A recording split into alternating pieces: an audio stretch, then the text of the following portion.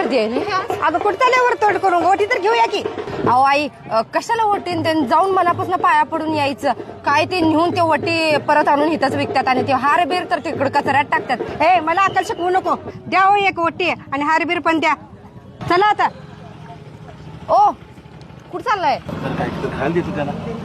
तुम्ही आता त्यांना खायला द्यायला गेलात का नाही पैसे मागतात आणि पैसे दिलात तर कधी लय चांगला आशीर्वाद देतात आणि पैसे नाही दिलात का नाही तुम्हाला शिव्या घालत जातात. चला. सारिका लय गर्दी आहे ग. होय अहो लय गर्दी आहे. आपण बाहेरनच पाया पडून जाऊया की. आणि ही ओटी घेऊ नका म्हणाल तो आता द्या कुणाच्या तर हातात आणि पाया पडू बाहेरच्या बाहेर. अगं ए डोक्या बी काय पडलेस का काय? एवढ्या लांब नाही आलोय मी. काय तेव्हा तोंड पडल्या घरी काय जात नसती बाई. एवढ्या गर्दीचं काय दर्शन भेटतं साहेब देवदर्शन करायचं ना 15 मिनिटात दर्शन करून परत आणतो तुम्हाला. अगं बाई चल की मग. फक्त 500 रुपये. बोला काय म्हणताय? फक्त 500 रुपये दर्शन डायरेक्ट. एक काम करा की मी तुम्हाला 5000 रुपये देतो. आम्ही इथंच थांबतो. देवालाच इकडे घेऊन येताय काय?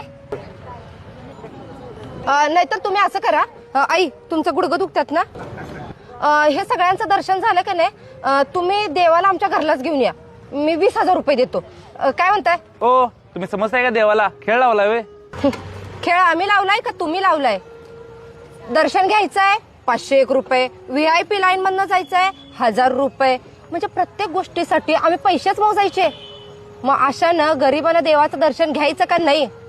मग देव फक्त श्रीमंताचा का? भक्ती मनात नसते ना. मग ती आम्ही कसंही जाऊ पाया पडू. तुम्ही प्रत्येक ठिकाणी पैसा लावलाय.